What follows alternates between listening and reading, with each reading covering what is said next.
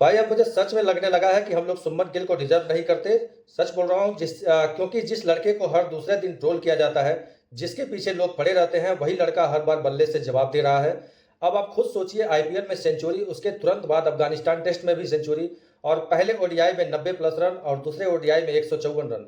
भाई आखिर कितनी बार ये लड़का खुद को साबित करेगा? और अगर अब भी कोई गिल को सपोर्ट नहीं कर रहा है तो समझ जाओ मामला क्रिकेट का नहीं, एजेंडा का है। क्योंकि कल लखनऊ में जो हुआ वो सिर्फ एक सेंचुरी नहीं थी, वो एक ऐलान था कि मैं हूं टीम इंडिया का फ्यूचर। और अब सुनो पूरी कहानी। अफगानिस्तान ने टॉस जीता और कहा कि भारत पहले बल्लेबाजी करेगा। और यहाँ सबसे बड़ा सरप्राइज क्या था? यशस्वी जायसवाल ओपनिंग करने आ गए।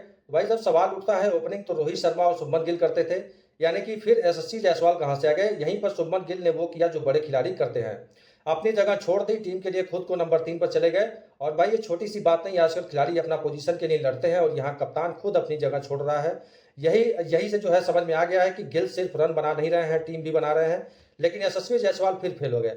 बड़ा मौका मिला था लेकिन बल्ला शांत रहा।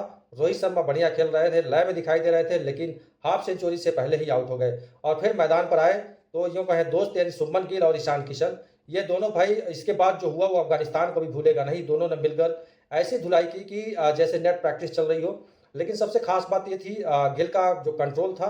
और 154 रन जो है, 140 के स्ट्राइक रेट थे, और 94% कंट्रोल उनके बल्लेबाजी में था। मतलब गेंद कुछ कर नहीं पाए।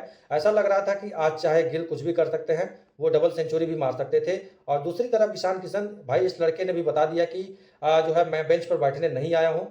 सेंचुरी ठोक दी। और सबसे बड़ा सवाल यह है कि विराट कोहली वापस आएंगे तो बाहर कौन जाएगा? ईशान किशन तो भाई मुश्किल है, क्योंकि जब खिलाड़ी फॉर्म में हो तो उसे बाहर करना आसान नहीं होता है। और ये बात टीम मैनेजमेंट भी बहुत ही अच्छी तरीके से जानती है। तो अब सोचो, 2027 के बाद अगर रोहित और विराट रिटायर होते हैं तो क्या भारत का भविष्य सुरक्षित है? तो उसका जवाब कल आपको मिल गया होगा अफगानिस्तान वाले मैच में। शुभमन गिल और ईशान किशन का यही फ्यूचर है और यही नई जोड़ी है। इन्होंने मिलकर भारत को 400 की पार पहुंचा दिया था। 402 रन बनाया था भारत ने। हालांकि अफगानिस्तान ने ये पहाड़ जैसा स्कोर जो था वो रहमतुल्लाह गुरबाज ने कोशिश की, 41 रन बनाए, थोड़ा लड़े, लेकिन अकेला आदमी क्या करता? अर्शदीप सिंह, गुरनूर बरार दोनों ने 3-3 विकेट लेकर के पूरी तरीके से खेल खत्म कर दिया। अफगानिस्तान 232 रनों पर ढेर हो गई। भारत ने इस मुकाबले को 170 रनों से जीत लिया। और जब दूसरी कहानी सुनो तो श्रीलंका में भी इंडिया ए बनाम अफगानिस्तान ए बनाम का मैच चल रहा था। सारी नजरें वैभव सूर्यवंशी पर थी।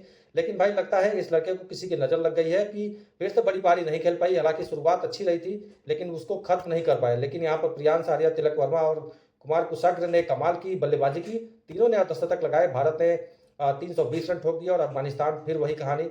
निशांत सिंधु ने 4 विकेट लेकर बैटिंग की कमर तोड़ दी। भारत ने 101 रन से इस मैच को जीत लिया। अब फाइनल में भी पहुंच गए हैं।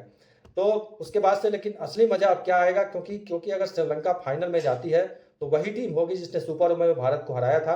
और वही मैच में जहां पर नो बॉल विवाद हुआ था, वही मैच था जहां पर वैभव सूर्यवंशी से लड़ाई भी हुई थी। अब सोचो अगर फाइनल में श्रीलंका सामने आई तो क्या ये सिर्फ एक मैच होगा? ये बदला भी होगा। वैभव के पास मौका रहेगा और भारत पूरा यही चाहता है। अब आपसे सवाल है, क्या शुभमन गिल को इस देश से जितनी तारीफ मिलनी चाहिए उतनी मिल रही है? और दूसरा, विराट वापस आएंगे तो ईशान किशन को बाहर बैठना सही होगा? कमेंट में अपनी राय जरूर बताइए। वीडियो पसंद आई हो तो लाइक जरूर करिएगा, चैनल को सब्सक्राइब करिएगा। तो मिलते हैं अगले वीडियो में। जय हिंद।